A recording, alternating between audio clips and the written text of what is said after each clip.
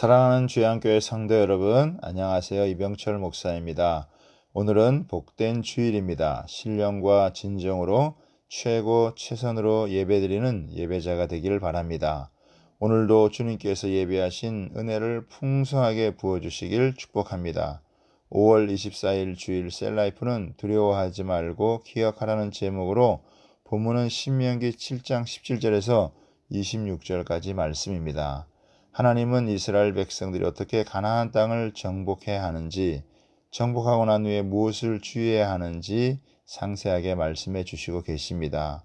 가나안에 들어가서 정복하는 것만이 아니라 정복한 땅을 잘 지켜내는 것도 너무나 중요합니다. 오늘 본문에 나타나는 하나님은 어떤 분이십니까?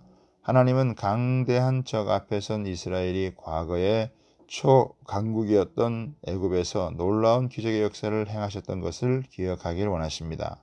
가나안 사람들도 강한 대적이지만 그보다 훨씬 더 강한 애굽에서 건져 주셨다면 반드시 가나안의 대적들을 물리쳐 주시고 그 땅을 기업으로 주실 분이십니다. 오늘 우리에게 주시는 교훈은 무엇입니까? 이스라엘 백성들이 혹시 마음으로 이런 생각을 할 수 있습니다. 이 민족들이 나보다 많으니 내가 어찌 그를 쫓아낼 수 있으리요. 일단 가나안의 7부족이 수적으로 우세합니다. 그러니 쫓아낼 수 없다고 부정적인 생각을 할 수 있습니다.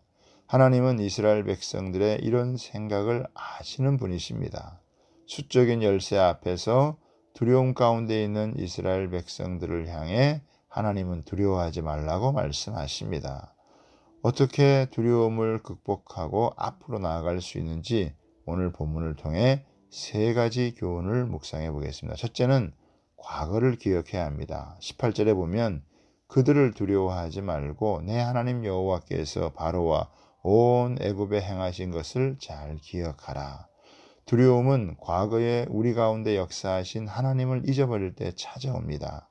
가나안 땅을 정복하는 것은 강대한 대적을 물리쳐야만 가능합니다. 그런데 가나안 땅은 수가 많고 힘이 센 강대한 7부족이 지배하고 있습니다. 그러나 그들이 아무리 강해도 하나님께서 그들을 이스라엘에게 넘겨치게 하실 때 진멸될 것을 말씀하십니다. 과거 40년 전에 애굽에서 건져내실 때 큰 시험과 이적과 기사와 강한 손과 편팔로 능력을 나타내어 출애굽하게 하셨듯이 강대한 7족속이 버티고 있지만 전능하신 하나님의 능력이 나타나서 승리하여 정복하게 하실 것입니다. 그래서 과거에 역사하신 하나님의 역사를 잘 기억하면 미래의 소망을 갖고 나아갈 수 있습니다.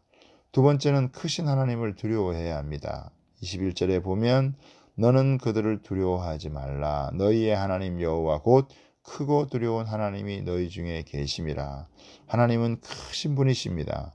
우리가 두려워해야 할 대상은 강대한 대적이 아니라 크신 하나님이십니다. 우리가 두려워해야 할 크신 하나님을 두려워하면 다른 것을 두려워할 필요가 없습니다. 그러나 크고 두려우신 하나님을 알지 못하면 대적들을 두려워할 수밖에 없습니다. 크신 하나님께서 함께 하셔서 도와주시면 모든 대적을 물리치고 약속의 땅을 차지하게 됩니다. 세 번째, 크신 하나님이 우리를 위해 싸워주십니다.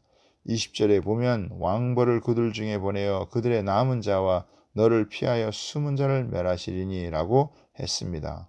왕벌은 보이지 않다가 갑자기 나타나서 공격하기 때문에 공포의 대상이 아닐 수 없습니다. 이 왕벌이 숨은 대적들을 찾아가서 다 죽입니다. 22절에 보면 내 하나님 여호와께서 이 민족들을 내 앞에서 조금씩 쫓으시고 23절에는 그들을 크게 혼란하게 만들어서 마침내 진멸하게 합니다. 하나님은 놀라운 전략을 갖고 기이한 방법으로 이스라엘을 위해 싸워주십니다. 그래서 대적들의 이름을 천하에서 제하게 하십니다. 이 세상 그 누구도 그 어떤 뭐라 그래도 하나님을 이길 수 없습니다. 이스라엘 백성들이 가나안 땅을 차지하고 살 때 다만 하나님께서 가증히 여기는 것을 자기 집안에 들이지 않고 오직 정결한 마음으로 하나님을 섬기면 언제나 승리를 누리며 번성하여 살게 됩니다. 오늘도 크고 두려우신 하나님께 예배드리며 강하고 담대한 마음을 갖고 승리하는 여러분 되시기를 주님의 이름으로 축복합니다. 감사합니다.